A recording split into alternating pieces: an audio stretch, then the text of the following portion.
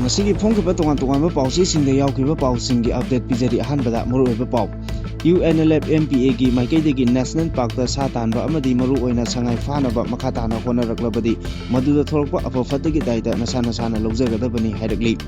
ꯇꯣꯔꯕꯨꯡ ꯕꯪꯒ꯭ꯂꯥꯗ ꯀꯨꯀꯤꯁꯤꯡꯅ attack ꯆꯠꯊꯈ꯭ꯔꯕ ꯃꯇꯨꯡꯗ security ꯐꯣꯔꯁꯅ Churachandpur ꯗꯤꯁꯇ꯭ꯔꯤꯛꯇꯒꯤ IED 13 ꯐꯥꯒꯠꯄ ꯉꯝꯈ꯭ꯔꯦ꯫ ꯇꯣꯔꯕꯨꯡꯒꯤ ꯑꯦꯇꯦꯛꯇ ꯆꯦꯟꯅꯕ ꯀꯨꯀꯤ ꯇꯦꯔꯣꯔꯤꯁꯁꯤꯡꯒꯤ ꯃꯊꯛꯇ ꯑꯦꯛꯁꯟ ꯂꯧꯈꯠꯀꯅꯤ, ꯔꯤꯁꯦꯇꯜꯃꯦꯟꯠ ꯃꯈꯥ ꯆꯠꯊꯍꯜꯂꯒꯅꯤ ꯍꯥꯏꯅ GRꯒꯤ ꯃꯥꯏꯀꯩꯗꯒꯤ ꯐꯣꯡꯗꯣꯛꯈ꯭ꯔꯦ꯫ ZUFꯅ UG ꯒ꯭ꯔꯨꯞ ꯑꯃꯠꯇꯒ ꯃꯔꯤ ꯂꯩꯅꯗꯦ ꯍꯥꯏꯔꯛꯂꯤ꯫ ꯇꯣꯔꯕꯨꯡ ꯑꯃꯁꯨꯡ ꯐꯒꯛꯆꯥꯎ ꯏꯈꯥꯏꯗ ꯄꯥꯝꯕꯩꯅ ꯂꯨꯆꯤꯡꯕ UNLFꯀꯤ ꯗꯦꯖꯤꯒꯅꯦꯇꯦꯗ ꯀꯦꯝꯞ ꯊꯝꯂꯕ ꯈꯛꯇꯗ ꯈꯨꯟꯖꯥꯁꯤꯡ ꯅꯦꯅꯥ ꯇꯥꯅ ꯂꯩꯕ ꯉꯝꯒꯅꯤ ꯍꯥꯏꯅ ꯏꯄꯣꯝꯒꯤ ꯃꯥꯏꯀꯩꯗꯒꯤ ꯐꯣꯡꯗꯣꯛꯈ꯭ꯔꯦ꯫ ꯃꯥꯂꯦꯝ ꯊꯣꯡꯉꯥꯝꯅ ꯉꯔꯥꯡ ꯀꯪꯂꯥ ꯁꯅꯊꯣꯡꯗ ꯊꯨꯡꯂꯕꯗ ꯃꯤꯌꯥꯝꯅ ꯇꯔꯥꯝꯅ ꯑꯣꯛꯈ꯭ꯔꯦ꯫ ꯃꯅꯤꯄꯨꯔꯒꯤ ꯏꯔꯥꯡ ꯑꯁꯤ ꯋꯥꯔꯦꯞꯁꯤꯟ ꯄꯨꯔꯛꯅꯕ ꯚꯥꯔꯠ ꯂꯩꯉꯥꯛꯅ ꯍꯣꯠꯅꯔꯛꯇ꯭ꯔꯕꯗꯤ ꯚꯥꯔꯠ ꯂꯩꯉꯥꯛꯅ ꯃꯅꯤꯄꯨꯔꯗ ꯌꯦꯡꯂꯤꯕ ꯃꯤꯠꯌꯦꯡ ꯑꯁꯤ ꯏꯟꯗꯤꯌꯥ ꯄꯨꯝꯕꯗ ꯈꯪꯍꯜꯂꯒꯅꯤ ꯍꯥꯏꯅ ꯃꯥꯂꯦꯝ ꯊꯣꯡꯉꯥꯝꯅ ꯐꯣꯡꯗꯣꯛꯈ꯭ꯔꯦ꯫ ꯇꯣꯔꯕꯨꯡꯗ ꯀꯨꯀꯤꯅ ꯑꯦꯇꯦꯛ ꯇꯧꯈ꯭ꯔꯕ ꯃꯇꯨꯡꯗ ꯁꯦꯀ꯭ꯌꯨꯔꯤꯇꯤ ꯐꯣꯔꯁꯅ ꯍꯩꯔꯣꯛ ꯃꯥꯏꯀꯩꯗ ꯑꯣꯄꯔꯦꯁꯟ ꯆꯠꯊꯈ꯭ꯔꯦ꯫ ꯗ꯭ꯔꯣꯟ, ꯍꯦꯂꯤꯀꯣꯞꯇꯔ ꯑꯃꯗꯤ ꯃꯁꯤꯡ ꯌꯥꯝꯂꯕ ꯀꯦꯁꯄꯔ ꯒꯥꯔꯤꯁꯤꯡ ꯑꯣꯄꯔꯦꯁꯟꯗ ꯁꯤꯖꯤꯟꯅꯔꯤ꯫ ꯃ꯭ꯌꯥꯟꯃꯥꯔ ꯃꯤꯂꯤꯇꯔꯤ ꯖꯨꯟꯇꯥꯒꯤ ꯏꯂꯦꯛꯁꯟ ꯏꯟꯗꯤꯌꯥꯅ ꯃꯁꯛ ꯈꯪꯕꯤꯒꯅꯨ ꯍꯥꯏꯅ ꯃꯤꯂꯤꯇꯔꯤ ꯀꯨꯒꯤ ꯃꯥꯌꯣꯛꯇ ꯂꯥꯜꯍꯧꯔꯤꯕ ꯂꯨꯞꯁꯤꯡꯅ ꯑꯥꯄꯤꯜ ꯇꯧꯔꯛꯂꯤ꯫ ꯏꯔꯥꯡ ꯁꯥꯒꯠꯄꯒꯤ ꯂꯨꯆꯤꯡꯕ ꯑꯣꯏꯈꯤꯕ ꯑꯃ ꯍꯥꯠꯂꯝꯕꯗꯒꯤ ꯕꯪꯒ꯭ꯂꯥꯗꯦꯁ ꯑꯃꯨꯛꯁꯨ ꯃꯩ ꯍꯧꯔꯦ꯫ ꯕꯪꯒ꯭ꯂꯥꯗꯦꯁꯇ ꯄꯣꯂꯤꯇꯤꯀꯦꯜ ꯄꯥꯔꯇꯤꯒꯤ ꯑꯣꯐꯤꯁ, ꯄꯥꯎꯆꯦꯒꯤ ꯑꯣꯐꯤꯁ, ꯃꯖꯤꯕꯨꯔ ꯔꯍꯃꯟꯒꯤ ꯌꯨꯝꯗ ꯑꯦꯇꯦꯛ ꯇꯧꯈ꯭ꯔꯦ꯫ ꯉꯥ ꯄꯨꯔꯛꯄ ꯇ꯭ꯔꯛ ꯍꯥꯏꯖꯦꯛ ꯇꯧꯔꯨꯕ ꯄꯥꯝꯕꯩꯅ ꯂꯨꯆꯤꯡꯕ UNLFꯀꯤ ꯃꯤꯑꯣꯏ 4 ꯐꯥꯔꯦ꯫ ꯍꯩꯔꯣꯛꯀꯤ ꯉꯥꯃꯨꯄꯥꯠ ꯑꯦꯔꯤꯌꯥꯗ ꯑꯦꯔꯤꯌꯦꯜ ꯁꯔꯚꯦ ꯌꯥꯎꯅ ꯑꯍꯦꯟꯕ ꯄꯦꯔꯥ ꯀꯃꯥꯟꯗꯣꯁꯤꯡ ꯍꯦꯂꯤꯀꯣꯞꯇꯔꯗ ꯍꯣꯟꯖꯤꯜꯂꯛꯄ ꯂꯦꯞꯇ꯭ꯔꯤ꯫ ꯄꯦꯇ꯭ꯔꯣꯜ ꯄꯝꯞꯁꯤꯡꯅ ꯊꯥꯎ ꯍꯨꯔꯥꯟꯕ꯭ꯔꯥ, ꯄꯣꯠꯌꯥꯟ ꯌꯥꯟꯁꯤꯟꯕ꯭ꯔꯥ ꯌꯦꯡꯒꯗꯧꯔꯤ꯫ ꯑꯟꯗ꯭ꯔꯣꯗ ꯀꯥꯡꯂꯣꯟ ꯀꯥꯏꯅ ꯍꯥꯡꯂꯝꯕ ꯄ꯭ꯔꯥꯏꯚꯦꯠ ꯑꯣꯏꯜ ꯗꯤꯂꯔ ꯊꯣꯡ ꯂꯣꯟꯁꯤꯟꯈ꯭ꯔꯦ꯫ ꯍꯧꯖꯤꯛ ꯄꯥꯎꯁꯤꯡ ꯑꯃꯨꯛ ꯁꯟꯗꯣꯛꯅ ꯄꯤꯖꯔꯤ꯫ UNLF-MPAꯒꯤ ꯃꯥꯏꯀꯩꯗꯒꯤ ꯑꯁꯨꯝꯅ ꯃꯤꯌꯥꯝꯗ ꯍꯥꯏꯔꯛꯂꯤ ꯃꯗꯨꯗꯤ ꯅꯦꯁꯅꯦꯜ ꯄꯥꯔꯛ ꯃꯅꯨꯡꯗ ꯆꯪꯗꯨꯅ ꯁꯥ ꯇꯥꯟꯕ ꯑꯃꯗꯤ ꯇꯥꯡꯂꯕ ꯁ꯭ꯇꯦꯠ ꯑꯦꯅꯤꯃꯦꯜ ꯁꯉꯥꯏ ꯐꯥꯒꯅꯤ ꯍꯥꯏꯅ ꯂꯥꯡ ꯊꯥꯛꯂꯤꯕ ꯏꯆꯤꯟ ꯏꯅꯥꯎꯁꯤꯡ ꯒ꯭ꯌꯥꯟ ꯇꯥꯕꯤꯔꯣ꯫ ꯀꯔꯤꯒꯨꯝꯕ ꯃꯈꯥ ꯇꯥꯅ ꯁꯥ ꯇꯥꯟꯕ ꯑꯃꯗꯤ ꯂꯥꯡ ꯊꯥꯛꯄꯅꯆꯤꯡꯕ ꯇꯧꯔꯝꯂꯕꯗꯤ ꯃꯗꯨꯗ ꯊꯣꯛꯂꯛꯄ ꯗꯥꯏꯇ ꯅꯁꯥꯅ ꯄꯨꯒꯗꯕꯅꯤ ꯍꯥꯏꯔꯛꯂꯤ꯫ ꯑꯁꯨꯝꯅꯁꯨ ꯐꯣꯡꯗꯣꯛꯂꯤ꯫ ꯍꯥꯏꯖꯅꯤꯡꯕꯗꯤ ꯑꯩꯈꯣꯏ MPAꯒꯤꯅꯤ꯫ ꯀꯔꯤꯒꯨꯝꯕ ꯅꯦꯁꯅꯦꯜ ꯏꯟꯇꯔꯅꯦꯁꯅꯦꯜ ꯄꯥꯔꯛꯁꯤꯗ ꯑꯩꯈꯣꯏꯒꯤ ꯂꯥꯟ ꯃꯅꯨꯡꯁꯤꯗ ꯑꯩꯈꯣꯏꯒꯤ ꯁꯥ ꯇꯥꯟꯕ ꯏꯆꯤꯜ ꯏꯅꯥꯎꯁꯤꯡꯅ ꯍꯟꯗꯛꯁꯦ ꯅꯨꯃꯤꯠ 4 ꯁꯨꯔꯦ ꯑꯩꯈꯣꯏꯅ ꯑꯣꯄꯔꯦꯁꯟ ꯆꯠꯊꯔꯛꯄꯁꯦ꯫ ꯃꯁꯤꯗ ꯃꯣꯏꯅ ꯂꯥꯡ ꯊꯥꯔꯒ ꯁꯥ ꯑꯁꯤꯕ ꯀꯌꯥ ꯑꯃ ꯐꯪꯉꯦ꯫ ꯑꯩꯈꯣꯏꯅ ꯍꯥꯏꯖꯅꯤꯡꯕꯗꯤ ꯁꯥ ꯇꯥꯟꯕ ꯏꯆꯤꯜ ꯏꯅꯥꯎꯁꯤꯡꯗ ꯍꯥꯏꯖꯅꯤꯡꯕꯗꯤ ꯃꯈꯥ ꯇꯥꯅ ꯁꯤꯒꯤ ꯏꯟꯇꯔꯅꯦꯁꯅꯦꯜ ꯅꯦꯁꯅꯦꯜ ꯄꯥꯔꯛꯁꯤꯗ ꯑꯃꯨꯛ ꯍꯟꯅ ꯃꯈꯥ ꯇꯥꯅ ꯃꯐꯝꯁꯤꯗ ꯁꯥ ꯇꯥꯟꯕ ꯂꯥꯛꯄꯤꯒꯅꯨ꯫ ꯀꯩꯒꯨꯝꯕ ꯂꯥꯛꯑꯒꯗꯤ ꯊꯦꯡꯅꯕ ꯊꯣꯛꯑꯒꯗꯤ ꯈꯨꯗꯣꯡꯊꯤꯕ ꯅꯪꯒꯅꯤ꯫ ꯃꯁꯤꯅꯤ ꯑꯩꯈꯣꯏꯅ ꯁꯥ ꯇꯥꯟꯕ ꯏꯆꯤꯜ ꯏꯅꯥꯎꯁꯤꯡꯗ ꯑꯩꯈꯣꯏꯅ ꯍꯥꯏꯖꯅꯤꯡꯕ ꯑꯃꯅ ꯑꯩꯈꯣꯏ ꯉꯁꯥꯏ ꯐꯥꯁ ꯃꯣꯔꯅꯤꯡꯗꯒꯤ ꯆꯠꯂꯒ ꯑꯩꯈꯣꯏꯒꯤ ꯍꯧꯖꯤꯛꯀꯤ ꯍꯥꯏꯔꯤꯕ ꯏꯪꯈ꯭ꯔꯕ ꯃꯇꯝꯁꯤꯗ ꯑꯩꯈꯣꯏꯒꯤ ꯄꯥꯠꯁꯤꯗ ꯑꯩꯈꯣꯏꯅ ꯆꯠꯂꯒ ꯏꯟꯁꯄꯦꯛꯁꯟ ꯇꯧꯔꯤꯅꯤ ꯉꯁꯥꯏꯗꯒꯤ꯫ ꯑꯩꯈꯣꯏ ꯉꯁꯤꯒ ꯅꯨꯃꯤꯠ 4 ꯁꯨꯔꯦ꯫ ꯑꯗꯨꯅ ꯃꯈꯥ ꯇꯥꯕꯗ ꯁꯤꯒꯨꯝꯕ ꯑꯩꯈꯣꯏ ꯁꯥ ꯅꯨꯡ ꯇꯥꯟꯕꯒꯤ ꯊꯕꯛꯁꯦ ꯑꯩꯈꯣꯏꯒꯤ ꯁꯥ ꯇꯥꯟꯕ ꯏꯆꯤꯜ ꯏꯅꯥꯎꯁꯤꯡ ꯑꯃꯨꯛ ꯍꯟꯅ ꯃꯈꯥ ꯇꯥꯅ ꯃꯐꯝꯁꯤꯗ ꯂꯥꯛꯄꯤꯗꯅꯕ ꯑꯩꯅ ꯐꯥꯁ ꯑꯣꯏꯅ ꯑꯩꯈꯣꯏꯅ ꯍꯥꯏꯖꯔꯤ꯫ ꯃꯈꯥ ꯇꯥꯅ ꯂꯥꯛꯑꯒꯗꯤ ꯈꯨꯗꯣꯡꯊꯤꯕ ꯅꯪꯒꯅꯤ꯫ ꯃꯁꯤꯅꯤ ꯑꯩꯈꯣꯏꯅ ꯍꯥꯏꯖꯅꯤꯡꯕ MPA ꯁꯥꯏꯠꯇꯒꯤ ꯑꯣꯏꯅ꯫ ꯕꯤꯁꯅꯨꯄꯨꯔ ꯗꯤꯁꯇ꯭ꯔꯤꯛꯀꯤ ꯇꯣꯔꯕꯨꯡ ꯕꯪꯒ꯭ꯂꯥ ꯑꯃꯁꯨꯡ ꯐꯒꯛꯆꯥꯎ ꯏꯈꯥꯏꯗ ꯊꯥ ꯑꯁꯤꯒꯤ 13ꯀꯤ ꯅꯨꯃꯤꯗꯥꯡꯗ ꯀꯨꯀꯤ ꯈꯨꯠꯂꯥꯏ ꯄꯥꯏꯕꯁꯤꯡꯅ ꯕꯣꯝ ꯌꯥꯎꯅ ꯅꯣꯡꯃꯩ ꯀꯥꯞꯊꯗꯨꯅ ꯑꯦꯇꯦꯛ ꯆꯠꯊꯈ꯭ꯔꯕ ꯃꯇꯨꯡꯗ ꯁꯦꯀ꯭ꯌꯨꯔꯤꯇꯤ ꯐꯣꯔꯁꯅ ꯃꯐꯝ ꯑꯗꯨꯒꯤ ꯑꯀꯣꯏꯕꯗ ꯂꯦꯞꯇꯅ ꯆꯠꯊꯔꯛꯄ ꯁꯔꯆ ꯑꯣꯄꯔꯦꯁꯟꯁꯤꯡꯗ ꯆꯨꯔꯆꯥꯟꯄꯨꯔ ꯗꯤꯁꯇ꯭ꯔꯤꯛꯀꯤ ꯂꯨꯡꯗꯥꯏꯐꯩ, ꯂꯩꯅꯧ ꯈꯨꯜ ꯑꯃꯁꯨꯡ ꯀꯪꯕꯥꯏ ꯑꯦꯔꯤꯌꯥꯗꯒꯤ ꯏꯝꯄ꯭ꯔꯣꯚꯥꯏꯖ ꯑꯦꯛꯁꯄ꯭ꯂꯣꯁꯤꯚ ꯗꯤꯚꯥꯏꯁ 13 ꯐꯥꯒꯠꯄ ꯉꯝꯈ꯭ꯔꯦ ꯍꯥꯏꯔꯤ꯫ ꯑꯣꯐꯤꯁꯤꯌꯦꯜ ꯑꯣꯏꯕ ꯄꯥꯎ ꯑꯃꯒꯤ ꯃꯇꯨꯡ ꯏꯟꯅ ꯆꯨꯔꯆꯥꯟꯄꯨꯔꯒꯤ ꯀꯪꯕꯥꯏꯔꯣꯝꯗꯒꯤ ꯆꯠꯊꯔꯛꯈꯤꯕ ꯑꯦꯇꯦꯛꯁꯤꯡ ꯑꯗꯨ ꯁ꯭ꯇꯦꯠ ꯄꯨꯂꯤꯁ ꯑꯃꯗꯤ ꯑꯇꯩ ꯁꯦꯟꯇ꯭ꯔꯦꯜ ꯐꯣꯔꯁꯦꯁꯁꯤꯡꯒꯤ ꯑꯄꯨꯟꯕ ꯈꯨꯠꯄꯨꯅ ꯂꯦꯞꯇꯅ ꯆꯠꯊꯔꯛꯄ ꯁꯔꯆ ꯑꯣꯄꯔꯦꯁꯟꯁꯤꯡ ꯑꯗꯨꯗ ꯀꯪꯕꯥꯏ ꯑꯃꯁꯨꯡ ꯂꯨꯡꯗꯥꯏꯐꯥꯏ ꯂꯩꯅꯧ ꯚꯤꯂꯦꯖꯒ ꯇꯥꯏꯅꯕ ꯃꯐꯝ ꯑꯃꯗ ꯀꯨꯀꯤ ꯂꯥꯜꯍꯧꯕꯁꯤꯡꯅ ꯐꯨꯝꯖꯤꯟꯗꯨꯅ ꯊꯝꯂꯝꯕ IED ꯑꯗꯨ ꯑꯁꯣꯏ ꯑꯉꯥꯝ ꯌꯥꯎꯗꯅ ꯂꯧꯊꯣꯛꯈꯤꯕꯅꯤ ꯍꯥꯏꯔꯤ꯫ ꯇꯨꯡꯗ ꯁꯦꯀ꯭ꯌꯨꯔꯤꯇꯤꯒꯤ ꯕꯣꯝ ꯑꯦꯛꯁꯄꯔꯠꯁꯤꯡꯒ ꯂꯣꯏꯅꯅ ꯐꯪꯕ ꯉꯝꯈꯤꯕ IEDꯁꯤꯡ ꯑꯗꯨꯕꯨ ꯑꯁꯣꯏ ꯑꯉꯥꯝ ꯌꯥꯎꯗꯅ ꯗꯤꯁꯄꯣꯖ ꯇꯧꯈ꯭ꯔꯦ꯫ PR ꯊꯝꯂꯤꯕ ꯁ꯭ꯇꯦꯠ ꯑꯁꯤꯗ ꯃꯇꯝ ꯀꯨꯏꯔꯕꯒꯤ ꯇꯨꯡꯗ ꯀꯨꯀꯤ ꯈꯨꯠꯂꯥꯏ ꯄꯥꯏꯕꯁꯤꯡꯅ ꯇꯣꯔꯕꯨꯡ ꯕꯪꯒ꯭ꯂꯥ ꯑꯃꯁꯨꯡ ꯐꯒꯛꯆꯥꯎ ꯏꯈꯥꯏꯗꯒꯤ ꯂꯥꯟꯖꯦꯟꯅꯗꯨꯅ ꯂꯩꯔꯨꯔꯕ IDPꯁꯤꯡ ꯃꯌꯨꯝꯗ ꯍꯟꯖꯤꯟꯕ ꯍꯧꯔꯛꯄ ꯃꯇꯝꯗ ꯕꯣꯝ ꯑꯃꯁꯨꯡ ꯅꯣꯡꯃꯩ ꯔꯥꯎꯟ ꯀꯌꯥ ꯀꯥꯞꯁꯤꯟꯗꯨꯅ ꯆꯠꯊꯈꯤꯕ ꯑꯦꯇꯦꯛ ꯑꯗꯨꯕꯨ ꯃꯤꯅꯤꯁꯇ꯭ꯔꯤ ꯑꯣꯐ ꯍꯣꯝ ꯑꯦꯐꯤꯌꯔꯁꯀꯤ ꯅꯥꯀꯣꯡ ꯌꯧꯗꯨꯅ ꯍꯧꯖꯤꯛꯇꯤ ꯃꯤꯅꯤꯁꯇ꯭ꯔꯤ ꯑꯁꯤꯅ ꯃꯅꯤꯄꯨꯔꯒꯤ ꯒꯚꯔꯅꯔ ꯑꯖय ꯀꯨꯃꯥꯔ ꯚꯜꯂꯥꯗ ꯊꯧꯗꯣꯛ ꯑꯗꯨꯒꯤ ꯑꯀꯨꯞꯄ ꯔꯤꯄꯣꯔꯠ ꯊꯥꯔꯛꯅꯕ ꯑꯣꯐꯤꯁꯤꯌꯦꯜ ꯑꯣꯏꯅ ꯈꯪꯍꯜꯂꯛꯄ ꯂꯩꯈ꯭ꯔꯦ ꯍꯥꯏꯔꯤ꯫ ꯑꯃꯔꯣꯝꯗ ꯆꯠꯊꯈꯤꯕ ꯑꯦꯇꯦꯛ ꯑꯗꯨ ꯀꯨꯀꯤ ꯈꯨꯠꯂꯥꯏ ꯄꯥꯏꯕꯁꯤꯡꯅꯤ ꯍꯥꯏꯅ ꯃꯤꯌꯥꯝꯗ ꯈꯪꯍꯟꯅꯕꯒꯤ ꯃꯑꯣꯡꯗ ꯀꯨꯀꯤ ꯖꯣꯕ ꯀꯥꯎꯟꯁꯤꯜꯅ ꯆꯠꯊꯈꯤꯕ ꯑꯦꯇꯦꯛꯁꯤꯡ ꯑꯗꯨ ꯂꯩꯉꯥꯛ ꯑꯁꯤꯅ IDPꯁꯤꯡꯕꯨ ꯃꯁꯥꯒꯤ ꯌꯨꯝꯗ ꯍꯟꯖꯤꯟꯍꯟꯗꯨꯅ ꯂꯩꯇꯥꯍꯟꯕꯒꯤ ꯊꯧꯑꯣꯡ ꯑꯗꯨ ꯁꯤꯡꯅꯕꯅꯤ ꯍꯥꯏꯅ ꯐꯣꯡꯅ ꯁ꯭ꯇꯦꯠꯃꯦꯟꯠ ꯊꯣꯛꯈꯤꯕꯒ ꯂꯣꯏꯅꯅ ꯀꯥꯎꯟꯁꯤꯜ ꯑꯁꯤꯒꯤ information and public Publicity Secretary Ginza Boljogi mathakta FIR panggadabani haiba dabi sing tongan tonganba civil society organization singna lengakta dabi tauri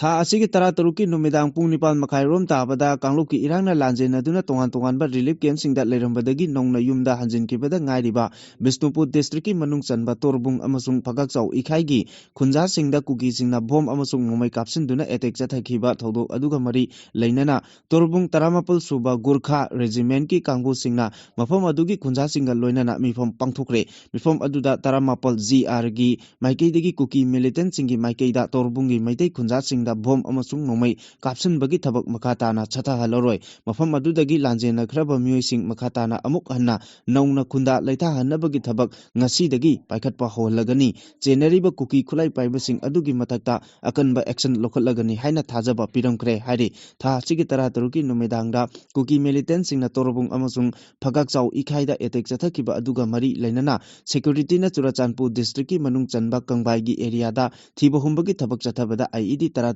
Phagatpa Laikrabani, Police ki Pauna Haribana Taudo Adugi Matanga Kuki militant sing Aduna, Torbung Romda, Bom Amsung Nomai Kablaki Hariba, Kangbai area the Satakiba operation da, Lungdai Pai, Lainom Village, Jangsangi, da Kuki militant sing Aduna Hundok Lamba, PS5 AAFO IED Taraturu Phagatpa Ngamkibani, Hariba IED sing Adu Bomb Disposal Squad na Aswangam Yaudana diffuse Tokre Panbaya Badi Kuki militant sing Natorobung Kulda attack Chatakiba Todo Adugi Nongan Bada Security Force na Kangbairom Thangba Maike de Chatakiba Operation Aduda Long Range Improvised Pompi Ama Medium Range Improvised Pompi Mari Medium Range Barrel Blast Improvised Pompi Ama KG Ohum Lumba IED Ama Single Barrel Ama Tongan Ba Caliber Singi MT case Taratret Phagatpa Laikrabani Rehabilitation camper singna ZUF ki matakta sirikliba maral sing adu yumpham yaudabani ZUF na Jaliangrong Inpui amasung indigenous people singi paripuri gi oiba lam singda ain kaina thariba narco poppy plantation sing mahan takhan bagi thabak sing chathabada underground group amataga mari leinaba leite haina ZUF ki Ministry of Information and Publicity gi maiki degi phongtorakli makhata na haribana Khongthang asi lup asina narco terrorism amasung ain kaina lam khopchinduna khunda siliba singi matakta akanba action chathanaba phirep ki manung channa pangthokpani lup asina Jaliangrong Inpui gi miam lam amasung resourcing ngak senbagi chapchaba phirep lei hairi Churachandpur district lonariba Bisnupur district torbung amasung phagakchau ikhai gi mafam singda lenga ka yana cherol pinariba pambaina luchingba UNLF ki designated camp thamduna khol ngaklaba matam khaktada khunja sing nena taba punsi mahing amada leiba ngamgani haina indigenous peoples organization iponggi vice president Khumanthem Chandramani na Manipur press club ta pangthokpa paugi mifam amada phongtokre MPCM Palem Anokba Setmitlon MPF amadi WMO na singba lup kaya na saruk yaduna pangthokiba paugi mifam aduda iponggi vice president Khumanthem Chandramani na makhata na haibada kanglup ki irang asigi manungda mamangda thokiba thodok kaya da central force singna tumina leiraga PR lengak leiringai manung asida handakta phagakchau ikhaida kuki singna nomai yauna bom kapsinduna landarakiba adugi matangda central force singna thijinba horagani hariba asi ikai khangwadagi kangkotpa oina mamangda thokiba asoiba sing amasung miyamgi mangkhiba Sing adu Taza Naba Lalo Amak Waina Chatarakle Takpani Lal Asina Maram Oraga Lanjena Duna Ladiba IDB Sing Masaki Yumda Hanjinaba India Amasung Manipur Lengangna Lokalagliba Khongthang Asi Yamna Nungai Adubu Mathang Hanjilaklaba Tungda Pagakchau Ikhaigi IDB Sing Hanjinbagi Nongan Bada Kuki Kulai Paiba Singna Numidangda Bom Yauna Nomai Kaya Kaptharakpa Asi Akanba Mongda Condemn Tawi Loinana Thodok Adugi Nongan Baga Ngasigi paugi mifam asida yauriba lupsing asigi thongmising punna chatuna mafam adugi ima ibelsing unaruba matamda security leina praja singbu ngakpa ngamloidaba oirabadi lengaka yana cherol pinariba pambaina lusingba UNLF ki designated camp mafam aduda sabiduna thambiro makoina oina ngakhallage haina lengakta appeal tawriba wafam asi yamna support tawi loinana hariba khongthang asi athuba matamda lokhotpiu haina mari leinaba singda appeal tawri tampak amasung singgi tongan mafam singda combing operation tawba amasung khulai lokhotpa kaya tawkhraba matungda hariba thodok asi tholokpa asimak laibak thibani maram aduna mafam adugi miyamna thamliba wafam sing adu thabakta onthokpiu hairi marak asida khwarambal ima kaithel joint coordinating committee gi convener laistrum miyamana Khwairambal Kaithelda Cycling for Peace haiba Santigi Pauzil Puduna Delhi dagi Imphal tamna cycle thorakiba transgender Malem Thongam Opugi Thoronga Mari Lenana Pomisinga Pongdokbada Manipurgi governor asi khwaidagi hena matik chadaba miyamna pamdaba misak ama haibadu oire torbungda kuki singna bhom amsung nomai kapsinduna maitei singda akan momongda attack chatharakiba aduda karigi tumina lasilibano hangli kuki khulai paiba sing adu Thengnaba ngamloidaba oirabadi sarkarda sinnakiba khulaising loina pithok piraklo aikhoi isana leba ngakjarage haina phongdokhi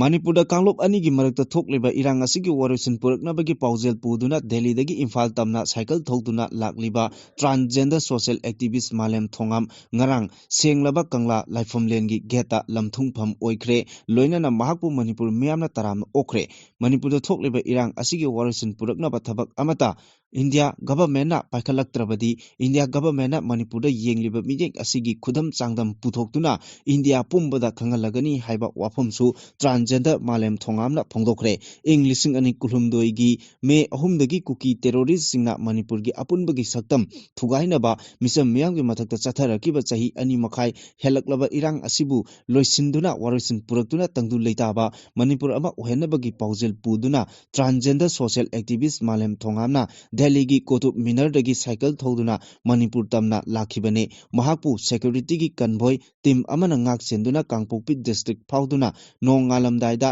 sekmaida thunglakibane masigi tungda sekmai gi ima ibel amadi khunja singa unaduna awa nungai paudamlaba matungda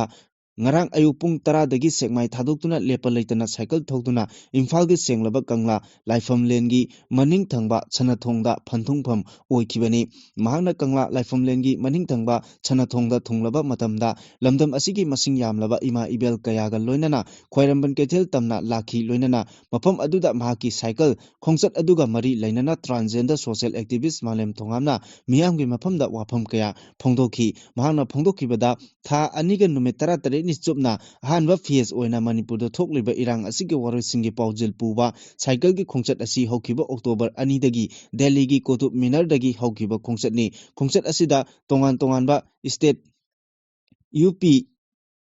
Bihar, West Bengal, Assam, Nagaland fauraga matung iramdam Manipurda thungnaba honaki adubu kotugi press statement amada mahakpu makhatana kihan khanganbata natana mahaki gender yauna assassinate tawraktuna Kangpokpi landana ba honarakpa kaya leirabasu Kangpokpi district landuna Imphal yoroktuna khongchat asi loisinba haibasi mahaki pandam oiba maramna security gi mateng logduna chekmai yorakhibani haiki mahana makhatana hai ngasi mahaki khongchat asida lebak miyam amadi lamdam asi Naha Kayana Saugatpi Bada Natana Manipurgi Wangmada Lairiba Students Organization Kaya State Lairiba Police Station Kayana Saugatpi Ba Asi Yamna Laibak Phaba Amani Handak Mahaki Khongchat Asida State Manga Fauduna Lakpada Manipurda Lairiba Irang Asi Loisinduna Ing Tapal Lamdam Ama Ohenba Pami Adubu Kuki Khaktana Lan Pamlibasi Karigino Haina Mahangna Hangkiba Loinana Makhatana Phongdokhibadadi India Pumbada Lairiba Peace Pamjaba Forum Kayana Manipurda Thoklibi Irang Asigi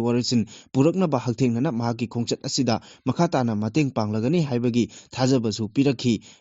idea of Manipur gi mayokta lepliba singi mayokta mahakna phongna leptuna lepa leitana Manipur da shanti purakna ba makhatana mahakna ngamba thakta khonakhigani maru oina national highway thingjinbada chauna tawdang loriba kuki community amadi kotuna thokhiba press statement pung kunmari gi manungda handokadabani haiba wafamsing handoktaba asigi mathakta legal action lokatpada natana tongan peace forum singi mateng logduna thabak paikhatkani lakadoriba lisingani kuntareta iramdam Manipur asida thokliba irang asigi warisin puraknaba cycle gi khongchat ki ani suba phase oina all India pumbagi oina chatnaba thorang tawgani khongchat asiga mari lainana lakadoriba sahi lisingani kuntaruki October thada Kolkata da Manipur thokliba irang asiga mari lainana point kaya yawba magazine ama phongnaba sem saduna leiri hariba magazine asi India government ta khusinnagani haiki Kuki terrorist kharana Bisnupur district ki Torbung Maikeda Nongmai Bhom Kapsinduna Maitena Kundaba Khulsingda attack chathakraba tungda Thobal district ki Hairok Assembly constituency gi mamang thangba sarukta leiba singda masing yamlaba India gi security force sangsilaktuna operation chathakre thodok adugi matangda Manipur police dagi natraga lanmi gi maikei karigumba wafam amata phongdorokpa leitriba maramna masing yamlaba lanmi singi movement adu icham chamba exercise amara natraga operation gi saruk amara haibadudi chap chana khangba ngamdri ayuk anganbadagi hauna hairok ki mafam kaya marumda masing yamlaba security personnel sing changsin narakhi khong lanmi sing aduna masing yamlaba Casper gari amasung atei makhal kaya gi gari sijinaduna maike adomda thokjilakpa ukhi ngayaki matungda nongthakta makhal makha kaya gi drone sing paiba ukhi madugi tung tarakpada Manipur gi helicopter amana holaga purakpa para commando sing hairoki imanung sing mayada thadarakhi helicopter adudagi para commando sing position loduna laimaida chongthoraki amasung sing maikai tamna sensin kiba social media gi platform singda uba phangnaki adungmakpu numidang waram phawbada maikai adomda Nongoi maru ama phawba kapagi makholdi takide paramilitary force ki gari kaya amasu hairok part 2 part 3 amasung hairok litan makhongki area singda thogjillaga khamba ukhi masing yamlaba force sing aduna khulsing asida leiba yumsing changduna operation tawbadi ukhide adungmakpu makhoiki tawriba mong matawsing adu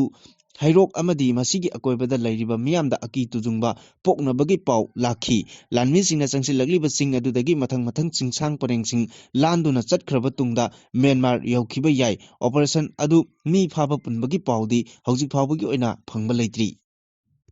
Myanmar da based tauba Yellow Migi organization sing amadi anti-coup revolutionary organization chama tarahumdoina India government ta Myanmar gi military na sinduna lebak adugi election pangthokani haina tawriba asi India na masak khangbiganu haina appeal tawrakli Myanmar da based tauba organization India for Myanmar na thadorokpa cherol amagi matung inna hojik Myanmar gi military junta government asina lebak aduda nampu sapu da Myanmar army na control tauba mafam kharada election pangthoknaba honari junta army na pangthokani haina sillangliba election asibu India government amasung parliament na acknowledge tawroidabani amadi India na official representative sing Myanmar da thaduna junta gi manglan haibadi pangthokliba election asi legitimate oihanduna makhoina mai paknaba siliba asi yengsinbiu haina appeal tawrakli group asina makhatana India government amasung parliament na akanba thorangsing lokhat piduna Myanmar da democracy amasung lebak asigi praja singda mapung phaba ningtamba phangannaba honabiu hairkli cherak asida Myanmar gi Institute of Sin Affairs ICA amasung Mizoram University ga Memorandum of Understanding MOU sign tongnaduna Myanmar da leiba mahiroy sing Mizoram University da tamhannabagi khudongchaba piragani hairi khongthang asi Mizoram University na Mizoram government ki instruction da tawkhiba natte thorang asi India government amasung ICA ga yanaba purakhibani thong asina takpadi India government na yumlo nariba Myanmar lebakta democracy purakpa pami amadi Myanmar gi praja singbu tungkoina ninghannabagi pandamda nena tana lehenabagi pandamda thamba pami haibasi uthorakli haina agency na phongdorakli Sarif Osman Hadi Koba Mahiroi Luchingba Ama Halambadagi Bangladesh da Amuk Hana Mai Chakle Mafam Kayada Paksana Laksinba Ngamdaba Makalgi Irang Hokre Miyoi Lising Kayana Capital City Dhaka gi Sahabagda Punkhibaga Loinana Hadi Halambada Chenaba Miyoi Sing Matik Chaba Cherak Pigadabani Haina Khongjang Changsinki Khongjang Aduda Saruk Yariba Singna Hanagi Prime Minister Sheikh Hasina Amasung Yumthang Nariba Lebak India gi Mayokta Kholau Kaya Lauki Ahanbada Miyamna Mahiroi Luchingba Adu Laikidabagi Awaba Phongdokpa Oina mafam aduda punkhibani adubu ikhang khanghodana akanba mongda khongjang changsilakpaga loinana media house political party ki office sing maru oiba mafam kaya amang ata thokhalakhi Dhaka gi Karwan Bazar area da khongjang loi singna lebak adugi maru oiba pause Prothom Alo amasung da Delhi Star gi office amang ata thokhanki masing yamlaba miyamna pause anigi office da changduna pochei kaya amang ata thokhankibaga loinana da Delhi Star gi office mai thaki khudakta firefighter sing thokdok thokpamda lakhibaga loinana pause adugi manungda leiramba journalist kunmathoi gi punsi kanbangamki capital city dagi hendokduna Chittagong dasu masing yamlaba miyamna India gi assistant high command ki office da attack chataki tongan ba lebak adugi diplomat sing leiriba compound adudagi maikhu karakpagi saktam sing social media platform sing da uba phangnaki miyamgi irang adu laksinabagi damak ahenba security forcing thajanki Raj Hidad Sahida protester singna Awawi League ki office mai thakibaga loinana Bangladesh ki ihan hanba president oikiba Sheikh Mujibur Rahman gi Danmondi Leba, Mayumda among Ata Tokalamki, Atenba Matangi Manunda, Pibam Laksinba Ngamlu the Bugi Bong Amada Miamna Akanba Kongjang, Sangsilakibani, Lebaki Mapam Pumna Makta Tensan Wankalakpaga Lonana, Bangladesh ki Chief Advisor Muhammad Yunus na Mahiroi Lusingba Hadi Laikidabaga Mari Lainana, December Kunda Lebaki Takta, Awaba Pongdok Lagani Haina, Lautoki. Mapandagi nga pusilakpa truck hijack tawruba pambaina lucingba UNLF ki mioi mari phare hijack tawkraba truck aduga yauna nga sing adusu recover tawre makatana hijack truck adudagi nga boxing adu lautharaba matungda atopa mafamda hondok honjin tawbada sizinaba tipper truck ani amasu phare haina police ki maikaidagi phongdorakli Manipur police ki control room na thadorokpa chirol amana hai mapandagi ungi box ta haplaga nga purakiba truck adu ngarang anganbada sekmai police station gi manung chanba Maharati amasung Phaidinga anigi lonaba jagadagi hijack tawkhibani thawdo aduda chenabadagi faraba myoising adudi Imphal East District ki Yaripok Laimanaidagi Boris Sagolchem chahi 15 Thobal District ki Yaripok Vishnu Naha Mayai Lekaidagi H.S. Herojit Sharma chahi 32 Bishnupur District ki Sabal Awang Lekaidagi Asem Amar Maitei chahi 10 amasung Imphal East Yaripok Tulihal dagi MD Salman Khan kawi makoina hijack tawkhiba truck adu yauna unda haplaga purakpa ngasing adusu recover tawre makhatana ngagi boxing adubu hijack tawrakhiba truck adu dagi loktoklaga atopa mafamda puthok pusin tawbada sizinaba Tata Tipper ani yauna gari adugi driver amasung handyman farabasing adudi Bishnupur District ki Torbung Bangladagi Pukrambam Mukesh Sahi Kulumdoi, Imphal East District ki Yaripok, Nungai Pokpi, Mamang Lekai degi, Wangkem Bizen Sahi Kuntramatoi, Amasung Lekai Asimakta degi, Lokrakpum Sitaljit Sahi Kuntranitoi Kawi Hari.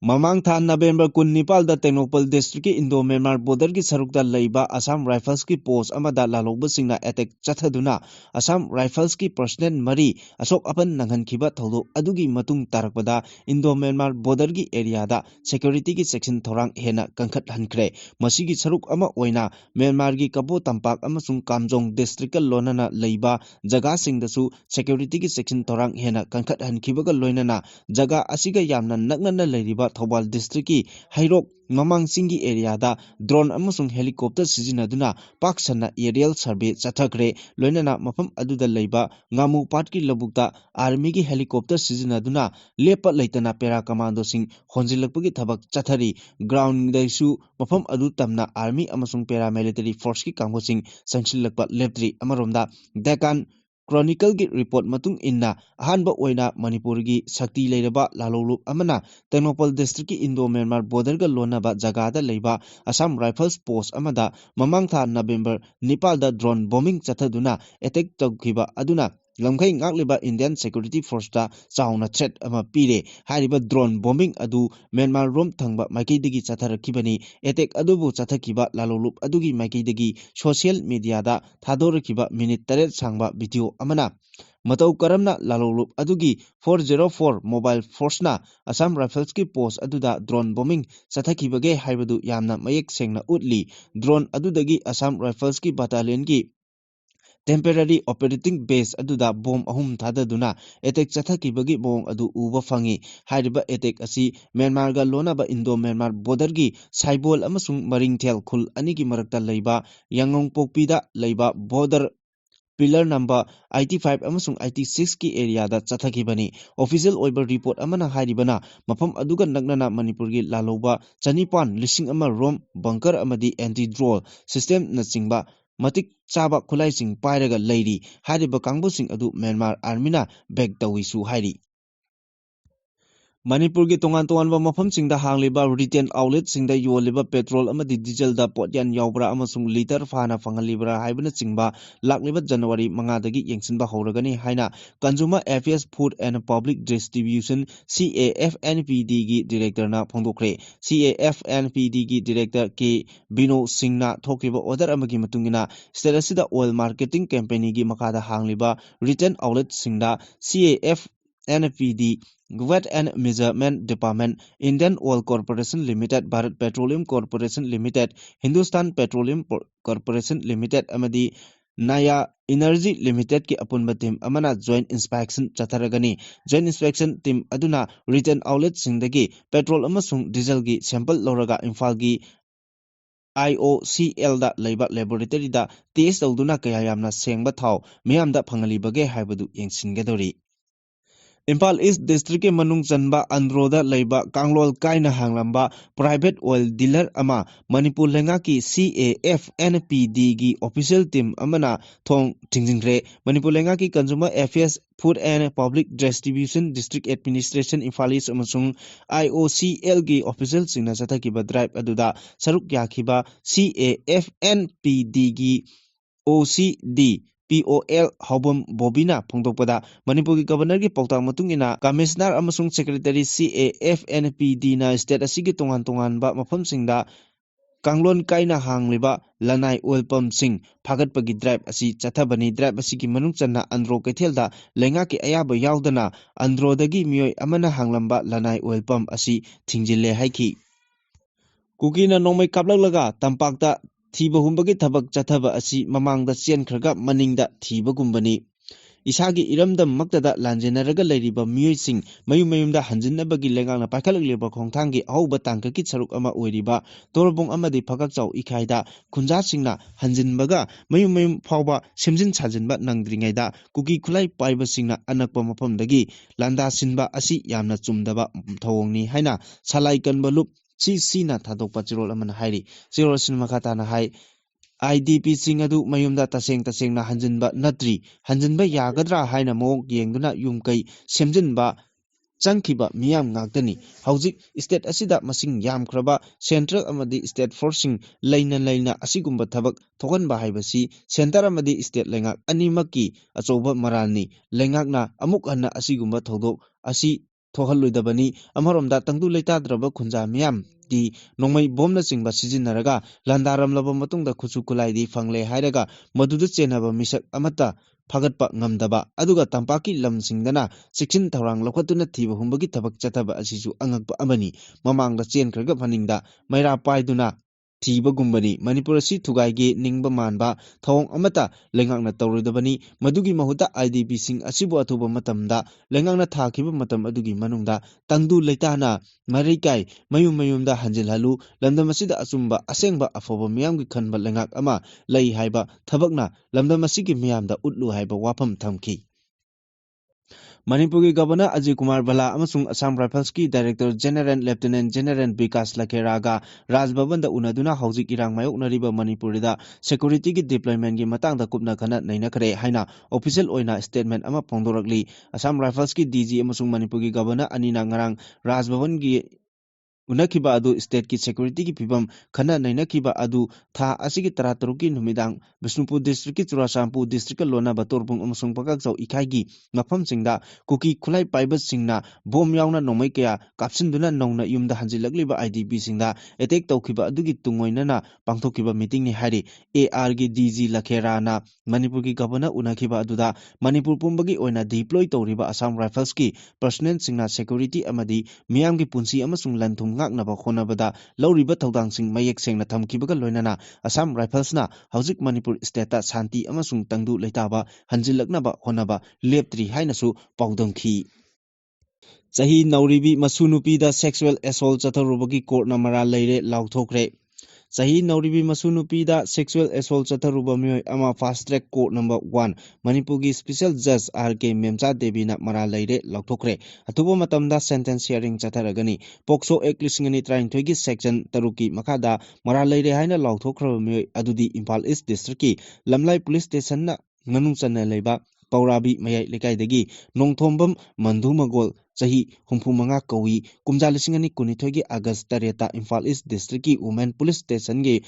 OC in charge da victim adugi apokpana wakalakkiba case asiga mari lenana investigation chatharaba tungda Kumja Lisingani Kunithogi August Taret ki nungthil pung ani taba matamda nongthombam mandhumagol hariba accused adu Lamlai Police ki team amana phaki Impal East ki duty magistrate ki mamangda puthokloba tungda numit marini remand lokhi victim oyorabi nupi macha adugi matangda thabak thoromsing lokhatnaba child welfare committee Impal East ki chairperson da report amasu pisinki victim oirabi nupi macha aduna phongdorokbagi matungina Kumja Lisingani Kunmathogi October amasung November da mabu bokna mahakpu karak hanna sexual assault chathaki hairi ꯃꯈꯥ ꯇꯥꯔꯛꯄ ꯑꯔꯣꯏꯕ ꯄꯥꯎꯗ editorial ꯀꯂꯝꯗꯒꯤ ꯃꯆꯪꯑꯣꯏꯕ ꯄꯥꯎ ꯑꯃ ꯂꯧꯈꯠꯆꯔꯤ꯫ ꯆꯤꯡꯒꯤ ꯂꯝꯗ power ꯐꯪꯗꯕ Aadhaar card photo state ꯇꯧꯕꯗ ꯂꯨꯄꯥ 1,000 ꯆꯪꯍꯟꯕ ꯏꯀꯥꯏꯅꯤꯡꯉꯥꯏꯅꯤ꯫ ꯏꯟꯗꯤꯌꯥꯗ ꯂꯩꯔꯤꯕ ꯃꯤꯄꯨꯝ ꯈꯨꯗꯤꯡꯃꯛꯀꯤ ꯌꯨꯝꯁꯤꯡ ꯏꯂꯦꯛꯇ꯭ꯔꯤꯛ ꯐꯪꯍꯟꯅꯕ ꯀꯨꯝꯖꯥ 2018ꯀꯤ ꯁꯦꯞꯇꯦꯝꯕꯔ ꯊꯥꯗ ꯄ꯭ꯔꯙꯥꯟ ꯃꯟꯇ꯭ꯔꯤ ꯕꯤꯖꯤꯂꯤ ꯍꯔ ꯘꯔ ꯌꯣꯖꯅꯥ ꯆꯠꯅꯍꯟꯕ ꯍꯧꯈꯤ꯫ ꯁ꯭ꯀꯤꯝ ꯑꯁꯤꯒꯤ ꯃꯔꯨꯑꯣꯏꯕ ꯄꯥꯟꯗꯝꯗꯤ ꯔꯨꯔꯦꯜ ꯑꯃꯗꯤ ꯑꯔꯕꯥꯟꯒꯤ ꯑꯦꯔꯤꯌꯥꯁꯤꯡꯗ ꯂꯩꯔꯤꯕ ꯌꯨꯝꯊꯣꯡ ꯈꯨꯗꯤꯡꯗ ꯏꯂꯦꯛꯇ꯭ꯔꯤꯛ ꯐꯪꯍꯟꯕꯅꯤ꯫ ꯃꯔꯨꯑꯣꯏꯅ ꯁꯣꯁꯤꯑꯣ ꯏꯀꯣꯅꯣꯃꯤꯛ ꯑꯦꯟ ꯀꯥꯁ ꯁꯦꯁꯟ 2018ꯒꯤ ꯃꯇꯨꯡ ꯏꯟꯅ ꯂꯥꯏꯔꯕ ꯄꯟꯈꯩ ꯃꯈꯥꯗ ꯂꯩꯕꯁꯤꯡꯒꯤ ꯌꯨꯝꯊꯣꯡ ꯈꯨꯗꯤꯡꯗ ꯃꯁꯛ ꯈꯪꯗꯣꯛꯇꯨꯅ ꯂꯣꯏꯅꯅ ꯃꯩ ꯐꯪꯍꯟꯕꯅꯤ꯫ ꯍꯥꯏꯔꯤꯕ ꯁ꯭ꯀꯤꯝ ꯑꯁꯤ ꯃꯅꯤꯄꯨꯔꯗꯁꯨ ꯃꯇꯝ ꯑꯃꯗ ꯌꯥꯝꯅ ꯊꯋꯥꯏ ꯌꯥꯎꯅ ꯄꯥꯏꯈꯠꯇꯨꯅ ꯃꯩ ꯐꯪꯍꯟꯅꯕ ꯍꯣꯠꯅꯔꯝꯃꯤ꯫ ꯈ꯭ꯋꯥꯏꯗꯒꯤ ꯂꯥꯏꯔꯕ ꯏꯃꯨꯡꯗꯁꯨ ꯁ꯭ꯀꯤꯝ ꯑꯁꯤꯒꯤ ꯃꯈꯥꯗꯁꯨ ꯁꯦꯜ ꯂꯧꯗꯅ ꯃꯩ ꯄꯤꯔꯝꯃꯤ꯫ ꯃꯇꯝ ꯑꯗꯨꯗ ꯃꯅꯤꯄꯨꯔꯒꯤ ꯌꯨꯝꯊꯣꯡ ꯈꯨꯗꯤꯡꯗ ꯃꯩ ꯄꯤꯕ ꯉꯝꯕ ꯁ꯭ꯇꯦꯠ ꯑꯃ ꯑꯣꯏꯔꯦ ꯍꯥꯏꯅ ꯂꯥꯎꯊꯣꯛꯄꯗ ꯌꯥꯎꯔꯛꯈꯤ꯫ ꯋꯥꯐꯝ ꯑꯁꯤ ꯀꯗꯥꯏ ꯐꯥꯎꯕ ꯆꯨꯝꯕꯒꯦ ꯍꯥꯏꯅ ꯄꯥꯎꯃꯤ ꯀꯌꯥꯅ ꯊꯤꯒꯠꯅꯈꯤ꯫ ꯑꯗꯨꯒ ꯃꯩ ꯐꯪꯗꯕ ꯈꯨꯜ ꯃꯌꯥꯝ ꯑꯃꯒꯤ ꯃꯔꯝꯗꯁꯨ ꯄꯥꯎ ꯏꯔꯒ ꯐꯣꯡꯅꯔꯛꯈꯤ꯫ ꯄꯥꯎꯃꯤꯁꯤꯡꯅ ꯄꯥꯎ ꯏꯕ ꯈꯨꯟꯖꯥꯁꯤꯡꯗ ꯃꯩ ꯐꯪꯗꯅ ꯐꯪꯂꯦ ꯍꯥꯏꯖꯤꯜꯂꯦ ꯍꯥꯏꯅ ꯆꯦ ꯆꯥꯡ ꯃꯌꯥꯝ ꯑꯃ ꯊꯥꯔꯛꯂꯒꯁꯨ ꯂꯩꯉꯥꯛꯀꯤ ꯅꯥꯀꯣꯡꯗ ꯃꯗꯨ ꯆꯪꯈꯤꯗꯦ꯫ ꯃꯈꯣꯏꯅ ꯍꯥꯟꯅ ꯌꯥꯠꯇꯨꯅ ꯊꯝꯈꯤꯕ ꯌꯨꯝꯊꯣꯡ ꯈꯨꯗꯤꯡ ꯃꯩ ꯄꯤꯕ ꯉꯝꯂꯦ ꯍꯥꯏꯕꯗꯨ ꯑꯗꯨꯝ ꯀꯗꯥꯏꯗ ꯊꯝꯂꯒ ꯂꯥꯛꯈꯤ? ꯀꯝꯗꯧꯅ ꯌꯨꯝꯊꯣꯡ ꯈꯨꯗꯤꯡ ꯃꯩ ꯄꯤꯕ ꯉꯝꯂꯤꯕꯅꯣ ꯍꯥꯏꯅ ꯍꯪꯅꯔꯨꯕ ꯃꯇꯝꯗꯗꯤ ꯑꯣꯐ ꯒ꯭ꯔꯤꯗ ꯍꯥꯏꯕ ꯑꯃ ꯑꯗꯨꯒ ꯒ꯭ꯔꯤꯗꯀꯤ ꯂꯥꯏꯟ ꯍꯥꯏꯕ ꯑꯃꯒ ꯃꯩ ꯄꯤꯕ ꯃꯈꯜ ꯑꯅꯤ ꯂꯩꯔꯝꯃꯤ꯫ ꯍꯥꯏꯕꯗꯤ ꯏꯂꯦꯛꯇ꯭ꯔꯤꯛꯀꯤ ꯋꯥꯌꯔ ꯇꯤꯡꯗꯨꯅ ꯈꯨꯜ ꯑꯃꯗꯒꯤ ꯈꯨꯜ ꯑꯃꯗ ꯌꯧꯍꯟꯕ ꯈꯨꯗꯣꯡꯆꯥꯗꯕ ꯃꯅꯨꯡ ꯍꯟꯖꯤꯟꯕ ꯃꯐꯝꯁꯤꯡꯗꯗꯤ ꯑꯣꯐ ꯒ꯭ꯔꯤꯗꯇꯒꯤ ꯃꯩ ꯄꯤꯔꯝꯃꯤ꯫ ꯑꯣꯐ ꯒ꯭ꯔꯤꯗ ꯍꯥꯏꯕꯁꯤꯅ ꯃꯇꯝ ꯑꯃꯗ ꯃꯅꯤꯄꯨꯔꯗ ꯄꯥꯏꯈꯠꯂꯝꯕ ꯁ꯭ꯀꯤꯝꯒꯤ ꯃꯈꯥꯗ ꯁꯣꯂꯔꯗꯒꯤ ꯄꯥꯋꯔ ꯄꯤꯕ ꯑꯗꯨꯅꯤ꯫ ꯁꯣꯂꯔ ꯄ꯭ꯂꯦꯠ ꯑꯃ ꯑꯅꯤ ꯊꯥꯡꯒꯠꯂꯒ ꯕꯦꯇꯔꯤ ꯑꯃꯗ ꯆꯥꯔꯖ ꯇꯧꯁꯤꯟꯕ ꯑꯃꯁꯨꯡ ꯑꯌꯨꯛ ꯅꯨꯡꯊꯤꯜꯗꯅ ꯁꯣꯂꯔ ꯄꯥꯋꯔꯗꯨꯗꯒꯤ ꯍꯛꯊꯦꯡꯅꯅ ꯃꯩ ꯁꯤꯖꯤꯟꯅꯕ ꯌꯥꯍꯟꯕ ꯑꯗꯨꯒ ꯅꯨꯃꯤꯗꯥꯡꯒꯤ ꯃꯇꯝꯗꯅ ꯕꯦꯇꯔꯤꯗꯨꯗꯒꯤ ꯃꯩ ꯁꯤꯖꯤꯟꯅꯕ ꯌꯥꯍꯟꯕ ꯑꯗꯨꯅꯤ ꯍꯥꯏꯔꯤ꯫ ꯍꯥꯏꯔꯤꯕ ꯊꯧꯑꯣꯡ ꯑꯁꯤꯒꯤ ꯃꯈꯥꯗ ꯆꯤꯡꯒꯤ ꯈꯨꯜ 100ꯒꯤ ꯃꯊꯛꯇ ꯃꯩ ꯐꯪꯍꯟꯈꯤ꯫ ꯍꯥꯏꯔꯤꯕ ꯁ꯭ꯀꯤꯝ ꯑꯗꯨ ꯀꯨꯝꯖꯥ 1997 ꯑꯗꯨꯋꯥꯏꯒꯤ ꯃꯇꯝꯗꯅꯤ꯫ ꯃꯇꯝꯗꯨꯗ ꯁꯣꯂꯔ ꯄꯥꯋꯔꯗꯒꯤ ꯄꯥꯋꯔ ꯐꯪꯕꯒꯤ ꯈꯨꯠꯁꯨ ꯈꯨꯠꯂꯥꯏꯁꯤꯡ ꯑꯗꯨ ꯆꯍꯤ 10ꯗꯒꯤ ꯍꯦꯟꯅ ꯆꯠꯂꯣꯏ ꯍꯥꯏꯔꯝꯃꯤ꯫ ꯍꯧꯖꯤꯛꯇꯤ ꯆꯍꯤ 10 ꯍꯦꯟꯈꯤꯕꯅ ꯃꯔꯝ ꯑꯣꯏꯔꯒ ꯁꯣꯂꯔꯗꯒꯤ ꯃꯩ ꯄꯤꯔꯝꯈꯤꯕ ꯈꯨꯜ ꯀꯌꯥꯃꯔꯨꯝ ꯃꯩ ꯐꯪꯈꯤꯗ꯭ꯔꯦ꯫ ꯃꯩ ꯐꯪꯗꯕ ꯃꯐꯝꯗ ꯂꯩꯕ ꯃꯤꯌꯥꯝ ꯑꯗꯨꯁꯨ ꯂꯩꯕꯥꯛ ꯑꯁꯤꯒꯤ ꯁꯤꯇꯤꯖꯦꯟꯁꯤꯡꯅꯤ꯫ ꯃꯈꯣꯏꯅ ꯀꯝꯗꯧꯅ ꯄꯥꯋꯔ ꯐꯪꯍꯟꯒꯗꯒꯦ ꯍꯥꯏꯕꯁꯤꯁꯨ ꯑꯆꯧꯕ ꯁꯤꯡꯅꯕ ꯑꯃ ꯑꯣꯏꯔꯒ ꯂꯩꯔꯤ꯫ ꯐꯅ ꯌꯥꯝꯅ ꯁꯤꯡꯅꯕ ꯂꯩꯔꯒꯁꯨ ꯄꯥꯝꯕꯩ ꯑꯃ ꯅꯠꯇ꯭ꯔꯒ ꯄꯥꯝꯕꯩ ꯑꯃ ꯑꯣꯏꯔꯒ ꯂꯩꯉꯥꯛꯅ ꯃꯩ ꯐꯪꯍꯟꯕ ꯍꯥꯏꯕꯁꯤ ꯇꯉꯥꯏꯐꯗꯕ ꯑꯣꯏꯔꯤ꯫ ꯑꯗꯨꯕꯨ ꯃꯅꯤꯄꯨꯔ ꯂꯩꯉꯥꯛꯅ ꯑꯁꯤꯒꯨꯝꯂꯕ ꯈꯨꯗꯣꯡ ꯆꯥꯗ꯭ꯔꯤꯕ ꯈꯨꯟꯖꯥꯁꯤꯡ ꯑꯁꯤꯒꯤꯗꯃꯛ ꯃꯩ ꯐꯪꯍꯟꯅꯕ ꯊꯧꯔꯥꯡꯗꯤ ꯀꯔꯤꯃꯠꯇ ꯇꯧꯕ ꯎꯗꯦ꯫ ꯃꯁꯤꯅ ꯃꯔꯝ ꯑꯣꯏꯔꯒ ꯈꯨꯟꯖꯥꯁꯤꯡ ꯑꯗꯨꯅ ꯈꯣꯟꯖꯦꯜ ꯊꯣꯛꯅ ꯂꯥꯎꯔꯛꯈꯤ, "ꯑꯩꯈꯣꯏ ꯃꯅꯤꯄꯨꯔꯤ ꯃꯆꯥ ꯅꯠꯇ꯭ꯔꯕꯔꯥ" ꯍꯥꯏꯅ꯫ ꯃꯅꯤꯄꯨꯔꯗ ꯁꯤꯖꯤꯟꯅꯔꯤꯕ ꯏꯂꯦꯛꯇ꯭ꯔꯤꯛ ꯄꯥꯋꯔ ꯑꯁꯤ ꯁ꯭ꯇꯦꯠ ꯃꯁꯥꯒꯤ ꯑꯣꯏꯖꯕ ꯖꯦꯅꯦꯔꯦꯁꯟ ꯑꯃꯠꯇ ꯂꯩꯇꯕꯅ ꯃꯄꯥꯟ ꯂꯝꯒꯤ ꯄꯥꯋꯔ ꯁꯦꯛꯇꯔꯁꯤꯡꯗꯒꯤ ꯁꯦꯜ ꯄꯤꯔꯒ ꯂꯩꯗꯨꯅ ꯄꯨꯁꯤꯜꯂꯛꯂꯤꯕꯅꯤ꯫ ꯑꯁꯨꯝꯅ ꯃꯃꯜ ꯋꯥꯡꯅ ꯂꯩꯔꯨꯔꯒ ꯃꯤꯌꯥꯝꯗ ꯐꯪꯍꯟꯗꯕꯅ ꯌꯥꯝꯅ ꯇꯥꯊꯤꯅ ꯂꯩꯉꯥꯛꯅ ꯑꯃꯨꯛ ꯐꯪꯍꯜꯂꯤꯕꯅꯤ꯫ ꯇꯥꯊꯅ ꯂꯩꯉꯥꯛꯅ ꯑꯃꯨꯛ ꯐꯪꯍꯜꯂꯤ꯫ ꯃꯩ ꯌꯨꯅꯤꯠ ꯑꯃꯒꯤ ꯃꯃꯜ ꯂꯨꯄꯥ 5 ꯄꯤꯗꯨꯅ ꯂꯩꯔꯨꯔꯒ ꯃꯤꯌꯥꯝꯗꯅ ꯂꯨꯄꯥ 3.5 ꯆꯥꯡꯗ ꯃꯤꯌꯥꯝꯗ ꯐꯪꯍꯜꯂꯤꯕꯅꯤ꯫ ꯃꯤꯉꯣꯟꯗꯒꯤ ꯂꯩꯔꯨꯔꯤꯕ ꯃꯃꯜꯗꯨꯗꯤ ꯆꯞ ꯆꯥꯅ ꯄꯤꯗꯕ ꯌꯥꯗꯕꯅꯤꯅ ꯂꯩꯉꯥꯛꯅ ꯂꯝꯁꯝ ꯒ꯭ꯔꯥꯎꯟ ꯑꯣꯏꯅ ꯊꯥ ꯈꯨꯗꯤꯡꯒꯤ ꯌꯥꯝꯂꯕ ꯁꯦꯟꯐꯝ Manipur state power distribution company ꯂꯤꯃꯤꯇꯦꯗꯇ ꯄꯤꯔꯤꯕꯅꯤ꯫ ꯃꯁꯤꯒꯤꯁꯨ ꯃꯊꯛꯇ ꯃꯤꯇꯔ ꯕꯥꯏꯄꯥꯁ ꯇꯧꯔꯒ ꯁꯤꯖꯤꯟꯅꯕ ꯀꯟꯖꯨꯃꯔ ꯃꯌꯥꯝ ꯑꯃꯁꯨ ꯂꯩꯔꯤ꯫ ꯂꯣꯒꯤ ꯋꯥꯡꯃꯗ ꯃꯩ ꯀꯣꯠꯂꯒ ꯁꯤꯖꯤꯟꯅꯕ ꯏꯃꯨꯡ ꯂꯤꯁꯤꯡ ꯂꯩꯔꯤ꯫ ꯃꯈꯣꯏꯅ ꯂꯦꯝꯅ ꯁꯤꯖꯤꯟꯅꯔꯤꯕ ꯄꯥꯋꯔꯒꯤ ꯃꯃꯜ ꯑꯗꯨ ꯂꯩꯉꯥꯛꯅ ꯄꯨꯊꯣꯛꯄꯗ ꯑꯋꯥꯕ ꯑꯣꯏꯔꯤꯕꯅꯤ꯫ ꯑꯁꯤꯒꯨꯝꯕ ꯇꯥꯟꯐꯝ ꯑꯁꯤꯗ ꯁ꯭ꯇꯦꯠ ꯑꯁꯤꯒꯤ ꯈꯨꯡꯒꯪ ꯈꯨꯗꯤꯡꯃꯛꯇ ꯐꯪꯍꯟꯕ ꯍꯥꯏꯕꯁꯤ MCPDCLꯒꯤ ꯀꯥꯡꯕꯨꯅꯗꯤ ꯑꯣꯏꯊꯣꯛꯍꯟꯕ ꯁꯨꯡꯉꯝ ꯉꯝꯂꯔꯣꯏ꯫ ꯃꯔꯝꯗꯤ ꯈꯨꯜ ꯑꯃꯗꯒꯤ ꯀꯤꯂꯣꯃꯤꯇꯔ 10 ꯂꯥꯞꯄ ꯃꯐꯝꯗ ꯈꯨꯜ ꯑꯃ ꯂꯩꯔꯦ ꯍꯥꯏꯅ ꯂꯧꯔꯁꯤ꯫ ꯃꯗꯨ ꯌꯧꯅꯅꯕꯒꯤꯗꯃꯛ ꯏꯂꯦꯛꯇ꯭ꯔꯤꯛ ꯄꯣꯁ ꯌꯨꯡꯕ, ꯇꯔꯥ ꯇꯤꯡꯕ, HT ꯂꯥꯏꯟꯁꯤꯡ ꯄꯥꯟꯁꯤꯟꯕꯗ ꯁꯦꯜ ꯃꯌꯥꯝ ꯑꯃ ꯆꯪꯒꯅꯤ꯫ ꯃꯗꯨꯒꯤꯁꯨ ꯃꯊꯛꯇ ꯃꯐꯝ ꯑꯗꯨ ꯌꯧꯅꯅꯕ ꯃꯩ ꯄꯤꯔꯛꯄꯗ ꯁꯤꯁꯇꯦꯝ ꯂꯣꯁ ꯃꯌꯥꯝ ꯑꯃꯁꯨ ꯌꯥꯎꯒꯅꯤ꯫ ꯑꯗꯨꯒ ꯈꯨꯜ ꯑꯗꯨꯗꯒꯤ ꯂꯥꯛꯀꯗꯧꯔꯤꯕ ꯁꯦꯟꯐꯝ ꯑꯗꯨꯗꯤ ꯌꯥꯝꯅ ꯄꯤꯛꯄ ꯃꯔꯝꯅ ꯐꯤꯚꯝ ꯁꯣꯛꯂꯕ MSPDCLꯅ ꯈꯨꯜ ꯑꯃꯗ ꯃꯩ ꯌꯧꯍꯟꯕ ꯍꯥꯏꯕꯁꯤ ꯑꯣꯏꯊꯣꯛꯅꯤꯡꯉꯥꯏ ꯃꯔꯝ ꯂꯩꯇꯦ꯫ ꯍꯟꯗꯛ ꯀꯥꯝꯖꯣꯡ ꯗꯤꯁꯇ꯭ꯔꯤꯛꯀꯤ ꯁꯦꯟꯕꯨꯡ ꯕ꯭ꯂꯣꯛꯇ ꯂꯩꯕ ꯆꯀ꯭ꯔꯤꯠ ꯈꯨꯂꯦꯟꯗꯒꯤ ꯑꯐꯪꯕ Afang Samang Kauba Kunjasingna Makoigi Khul Aduda Electric Phangdabadagi Awaba Wari Lirakpada Miyamgi Thamoi Kainaki Lengangna Miyamda Piba Scheme Amagidamak C Thabada Changba Aadhar Card Ama Khak Photo State Taunanaba Power Phangdabadagi Kamjong District Headquarters Tamna Chanai Khongchat Amada Gari Atomal Lupa Chamanga Hangat Anda Lising Ama Tingdaba Yade Kudam Asina Photo State Copy Ama Taunabagidamakta Lairaba Micham Amana Lupa Lising Ama Tingli